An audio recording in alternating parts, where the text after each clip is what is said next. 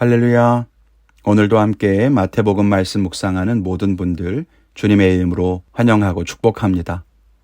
오늘의 본문은 마태복음 7장 24절부터 29절까지입니다. 그러므로 누구든지 나의 이 말을 듣고 행하는 자는 그 집을 반석 위에 지은 지혜로운 사람 같으리니 비가 내리고 창수가 나고 바람이 불어 그 집에 부딪히되 무너지지 아니하나니 이는 주추를 반석 위에 놓은 까닭이요 나의 이 말을 듣고 행하지 아니하는 자는 그 집을 모래 위에 지은 어리석은 사람 같으리니 비가 내리고 창수가 나고 바람이 불어 그 집에 부딪힘에 무너져 그 무너짐이 심하니라. 예수께서 이 말씀을 마치심에 무리들이 그의 가르치심에 놀라니 이는 그 가르치시는 것이 권위 있는 자와 같고 그들의 서기관들과 같지 아니함일러라. 아멘. 오늘 읽은 말씀은 아주 유명하지만 또 많은 사람들이 쉽게 오해하는 본문이기도 합니다. 모래 위에 집을 지은 사람과 반석 위에 집을 지은 사람의 이야기는 지혜로운 사람과 어리석은 사람을 대비시키면서 우리에게 어떤 삶을 살아야 하는가를 가르쳐 줍니다. 그러면서 뭐라고 하십니까? 나의 이 말을 듣고 행하는 자는, 그리고 나의 이 말을 듣고 행하지 아니하는 자는. 그렇습니다. 예수님의 말씀대로 행하는가, 행하지 않는가, 그것이 중요한 부분이라는 거예요. 어렸을 때는 이 말씀을 예수님을 잘 믿으면 반석 위에 집을 지은 자라고 생각했던 것 같아요. 그래서 당연하게 나는 반석 위에 집을 세운 사람이다 착각하기가 쉽죠. 오늘 함께 말씀을 통해서 은혜를 나누기를 원합니다. 첫째는 신앙의 본질을 지키라는 것입니다. 저는 언어를 전공했기 때문에 단어와 구문에 집착 아닌 집착을 하는 편입니다. 특히 대명사는 그것이 가리키는 말이 무엇인가에 따라서 문장의 의미가 전혀 달라지기 때문에 아주 중요하게 생각해야만 하죠. 그런데 24절과 26절에 예수님이 뭐라고 하십니까? 나의 이 말을 듣고. 그럼 여러분, 이 말은 무슨 말일까요? 이 대명사는 반드시 앞에 나오는 어떤 것을 지칭해야만 합니다. 단순하게 예수님이 앞으로 내 말을 듣고 행하는 자는, 혹은 앞으로 내가 무슨 말을 하든지 그 말을 듣고 행하지 않으면, 그렇게 말씀하시는 게 아니에요. 나의 이 말입니다. 그럼 이 말이 무엇인가를 알아야 하는 거죠. 그런데 이 말이라고 하는 단어가 원어에서는 복수형입니다.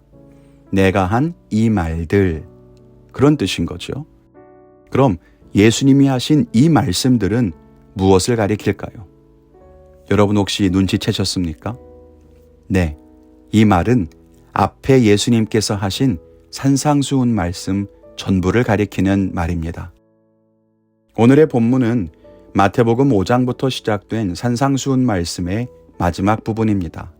산에 오르셔서 말씀을 가르치신 예수님께서는 그 말씀을 모두 마치시면서 이렇게 말씀하시는 거예요. 내가 한 이 모든 말들을 듣고 그대로 행하는 자들은 반석 위에 집을 지은 사람과 같고, 내가 한 이 모든 말들을 들었지만 행하지 않으면 모래 위에 집을 지은 사람과 같다. 이해가 되시죠? 그러면 예수님이 하신 이 모든 말들, 즉 산상수훈의 모든 말들의 핵심은 뭘까요? 여러 가지로 말할 수 있겠습니다만 저는 산상수훈의 핵심은 신앙의 본질을 지키라는 것이 아닐까 생각합니다. 안식일과 절기를 지키고 율법을 잘 지키고 종교적인 행위에 모자람이 없이 열심히 신앙생활했던 유대인들이지만 예수님께서는 그게 전부가 아니라고 계속 말씀하셨죠. 기도, 구제, 금식, 그런 것이 아니다. 살인하지 말라, 간음하지 말라, 맹세하지 말라는 말은 그런 뜻이 아니다. 그렇게 말씀하시면서 진짜 하나님이 원하시는 것, 정말 신앙의 본질이 무엇인지를 고민하게 하셨습니다. 그리고 그 마지막에 이 모든 말을 들었으니 그대로 행하라는 겁니다. 그렇게 신앙의 본질을 잘 지키면 그것이 곧 반석 위에 집을 짓는 것과 같아서 폭풍우가 몰아치고 홍수가 나도 무너지지 않을 거라는 거죠. 반면에 신앙의 본질을 잃어버린 채 겉모습으로만 신앙생활을 하면 그건 사상누각, 즉 모래 위에 지은 집처럼 비가 오면 다 무너지고 만다는 것입니다.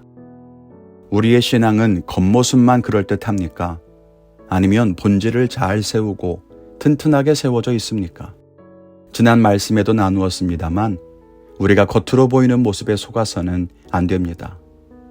정말로 하나님이 원하시는 모습, 그런 살아있는 믿음, 신앙의 본질을 가지고 있는가를 돌아봐야 할 것입니다. 둘째로는 믿음은 끝까지 지켜야 한다는 것입니다. 오늘 말씀에 보면 반석 위에든 모래 위에든 모두 집을 지은 것은 똑같습니다. 그런데 문제는 무엇입니까? 비가 많이 와서 홍수가 났을 때 그때 그 집이 견고하게 서 있느냐 무너지느냐 하는 것입니다. 무너지면 어리석은 사람이고 견고하게 서 있으면 지혜로운 사람인 거죠. 하나님께서는 그 집이 잘 지어졌느냐 아름답게 세워졌느냐에 관심이 있지 않습니다. 풍랑이 왔을 때에도 견딜 수 있느냐가 중요한 거예요. 우리의 믿음도 그렇습니다. 우리의 믿음은 지금 어떤 모습인가가 중요한 것이 아닙니다. 지금 그럴듯하냐? 사람들이 보기에 좋아 보이느냐? 그게 중요한 게 아닙니다.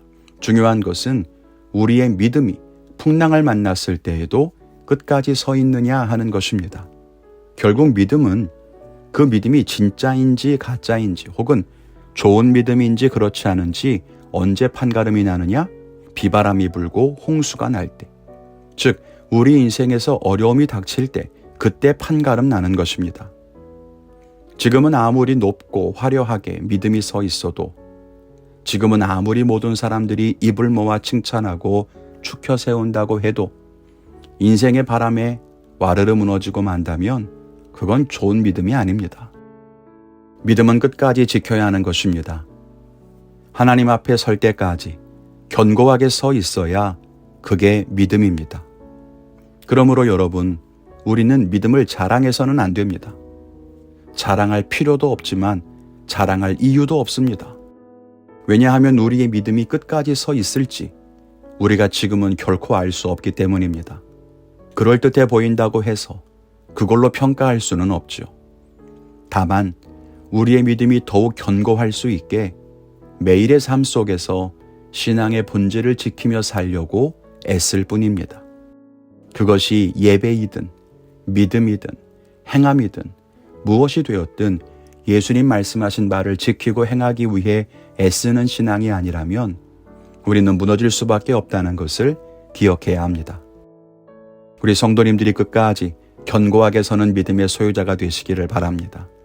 그래서 하나님께 칭찬받는 주의 백성으로 살게 되시기를 주님의 이름으로 축원합니다. 저는 오늘 말씀을 묵상하면서 나 자신의 믿음을 한번 평가해 보려고 합니다. 사역이나 목회를 내려놓고 얼마나 많이 주의 일을 하느냐 그런 것이 아니라 한 사람의 그리스도인으로서 내 믿음은 어떤지 스스로 돌아보며 얼마나 말씀대로 살고 있는가, 세상의 가치관을 따르고 있는 것은 없는가 돌아보며 점검해 보겠습니다. 여러분은 어떤 결단을 하셨습니까? 오늘 그 결단을 지킴으로써 반석 위에 집을 짓고 견고한 믿음의 삶을 살게 되시기를 주님의 이름으로 축원합니다. 감사합니다.